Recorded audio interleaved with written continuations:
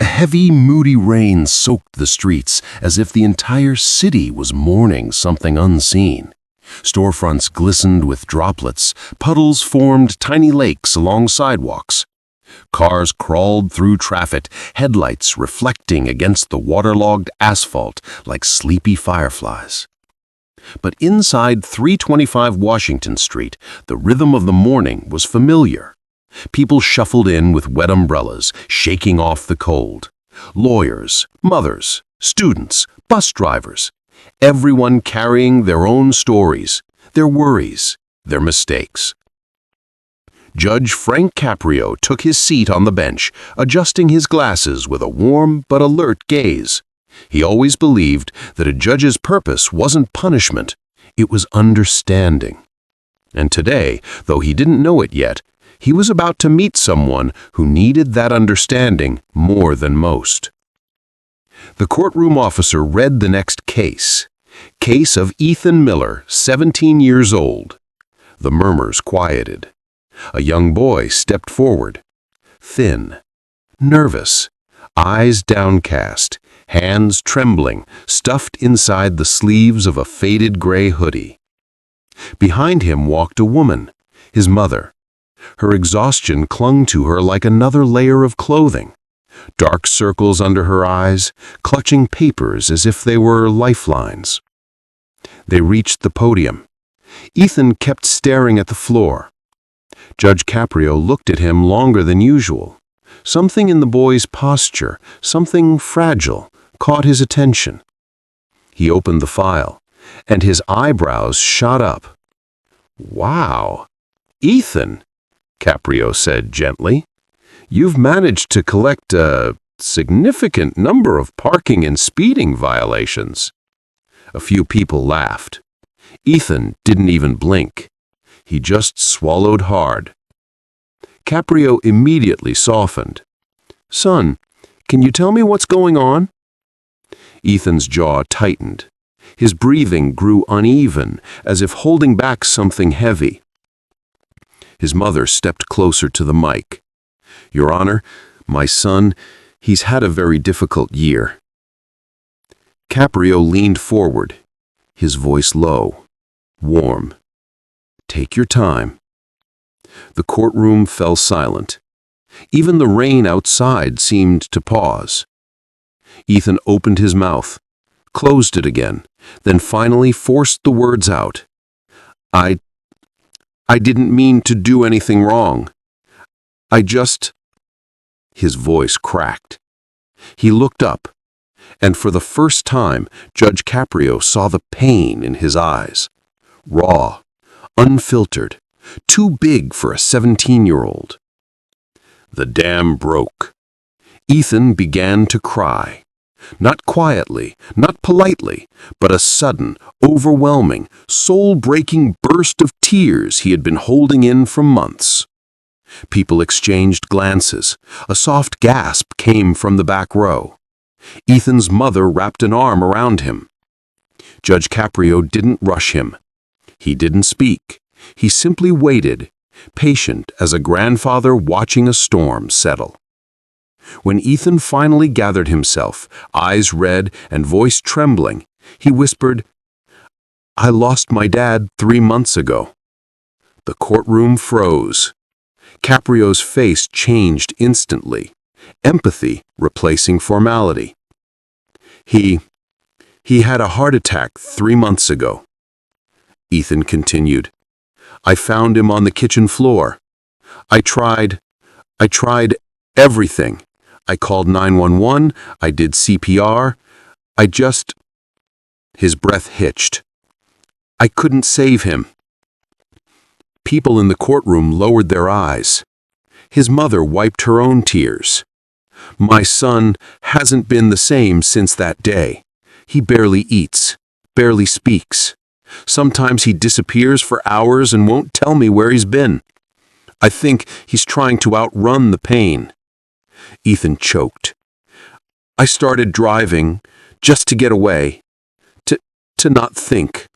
I didn't care about the tickets. I didn't care about anything." Judge Caprio nodded gently. Grief is a heavy weight, son.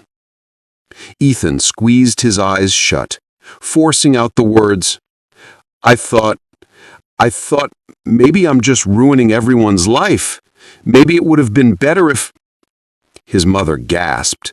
Ethan, no! Caprio raised a calming hand. Ethan, look at me.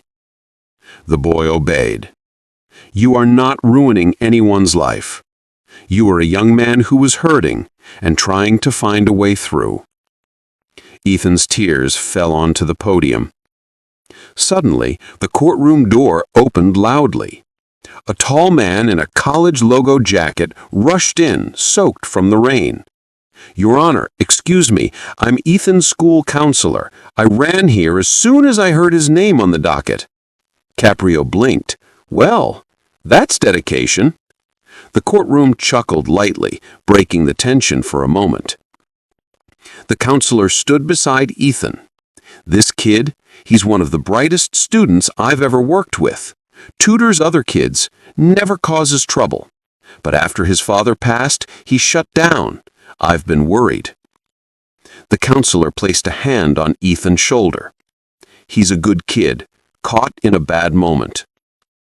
Ethan was shocked that someone came for him. Caprio sat back, thinking. The first shocking moment. After a long pause, Caprio closed the ticket folder and said, I'm dismissing every fine. Gasps spread through the courtroom. Ethan's eyes widened. His mother covered her mouth. Even the officer turned to Caprio with raised eyebrows. Ethan stammered, What? But I owe. Caprio raised a hand. I am not punishing a grieving boy for trying to outrun his pain. Ethan trembled again, but this time from relief, not despair. Caprio continued, But I am giving you something instead. Ethan nodded quickly. Yes, sir, anything. I expect you to come back to this courtroom next Friday, and the Friday after that, and the next, not as a defendant, but to talk, to tell me how you're doing. Ethan blinked, confused. You want me to come back? Caprio smiled softly. I'm invested in you now, son.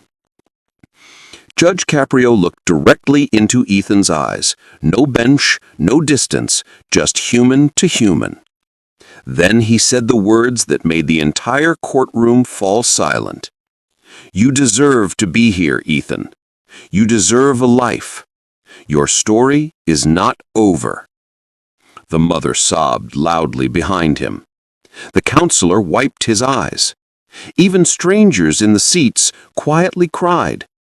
Ethan broke into silent tears, nodding over and over as if trying to absorb the truth of those words. Caprio added gently, Your father would be proud of you for standing here today. That was it. Ethan collapsed into his mother's arms, crying into her shoulder, releasing months of guilt, fear, and buried emotion. Caprio waited until Ethan calmed. When the hearing ended, the courtroom didn't move. People just watched Ethan walk to the exit with his mother, slower, steadier, lighter. For the first time in months, the boy had hope in his eyes. Caprio closed the file quietly. That, he said to no one in particular, is why I come to work. 1 week later. Providence was brighter. The rain clouds had finally drifted away, leaving sunlight bouncing off the marble steps of municipal court. People walked in with lighter jackets, lighter steps. But the biggest change wasn't the weather. It was in Ethan. He walked toward the courthouse with a backpack slung over his shoulder and his mother beside him. His hair was trimmed. His clothes were clean. And for the first time in months, there was color in his face. His mother kept sneaking glances at him. You look good, she whispered. Ethan shrugged, embarrassed. I'm just trying." She squeezed his arm. "Your dad would be proud." Ethan didn't pull away this time. Inside, the courtroom buzzed with the usual noise. But when Ethan walked in, a few people recognized him from last week. "That's the kid that cried," someone whispered. Another murmured, "Judge Caprio really took him under his wing, huh?" Ethan heard them, but instead of shrinking, he lifted his chin. He wasn't here as a criminal. He was here as someone trying to rebuild. Judge Caprio looked up as Ethan approached the podium, and his smile was immediate. "Well, well, look who decided to clean up for me." The courtroom laughed gently. Ethan smiled, small, shy, but real. "My mom made me," he admitted. His mother raised her hand. "I did," Caprio chuckled. "Good job, Mom." Then he shifted to his warm, serious tone. "All right, Ethan, this is week 1 of your check-in. Tell me, how have you been?" Ethan took a deep breath. "I went back to school. The whole week," Ethan began. "First time since everything happened." Caprio nodded. "That's a big step, son." "And, I went to talk to the counselor, too." The counselor, sitting on the bench, stood up proudly. "He's been making real progress, Your Honor." Caprio grinned. "I like the sound of that." Ethan hesitated. "And I apologized to my mom for everything, for disappearing, for shutting her out." His mother blinked, surprised at the mention. "Best conversation we've had in a long time," she said softly. A soft ripple of warmth passed through the room. "Why did you help me?" Then Ethan cleared his throat. "Sir, can I ask you something?" "Of course." "Why did you help me? Like, really help me? You didn't even know me." The courtroom went silent. Judge Caprio leaned back, folding his hands. "Because someone helped me once." Ethan blinked. "You?" Caprio nodded slowly. "I was your age when a teacher pulled me aside and told me I had value, told me I could make something of myself.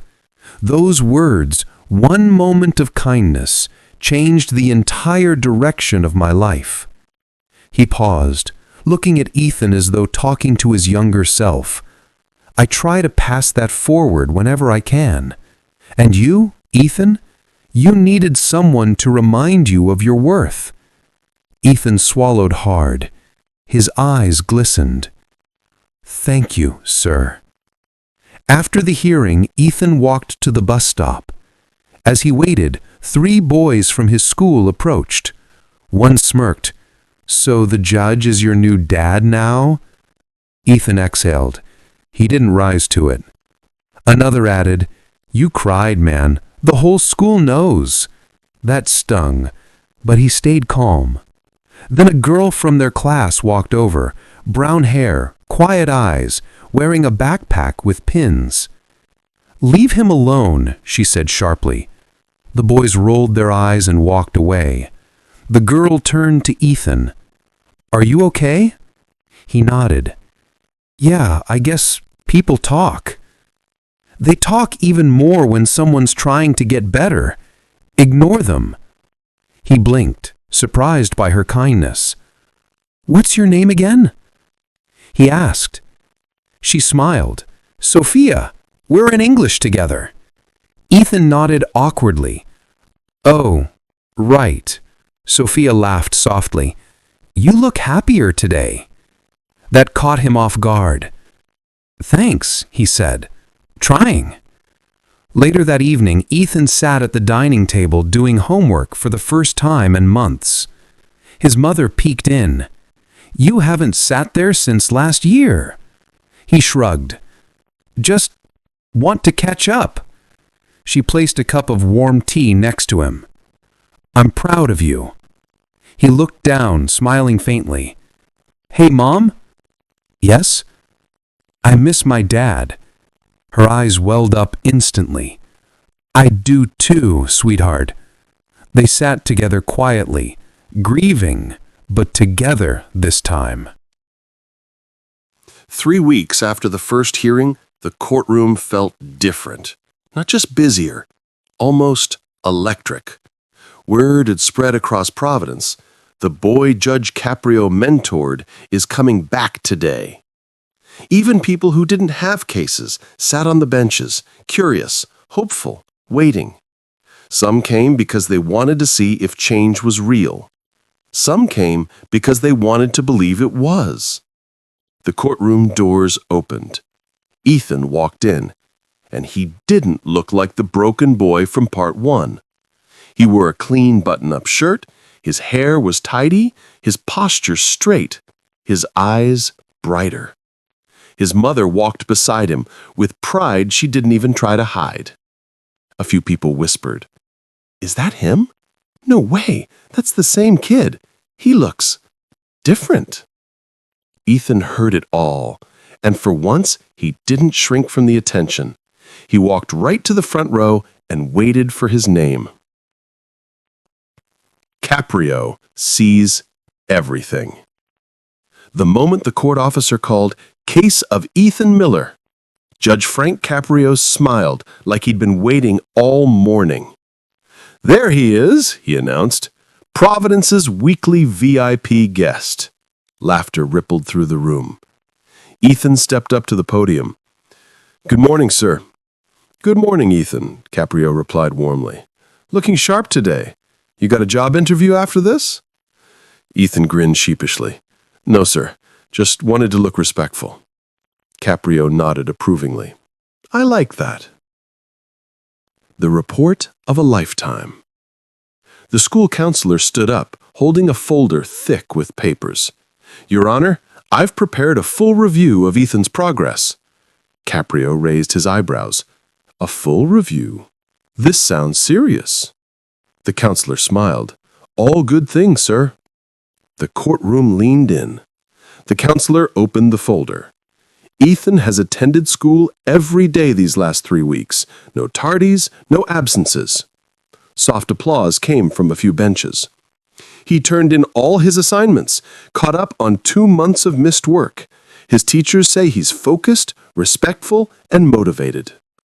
Ethan's mother covered her mouth, eyes watering. The counselor continued, "And the mentorship program? Ethan has been exceptional." He handed the folder to Judge Caprio. "These," he said, "are letters." Caprio blinked. "Letters?" "Yes, Your Honor, from the kids he tutors." The entire courtroom went silent. Caprio opened the first page. The letters. He read aloud. "Ethan helped me when I didn't understand fractions. He never made fun of me. Jordan, age 10. Caprio smiled. He flipped to the next. "I catch big fish with him."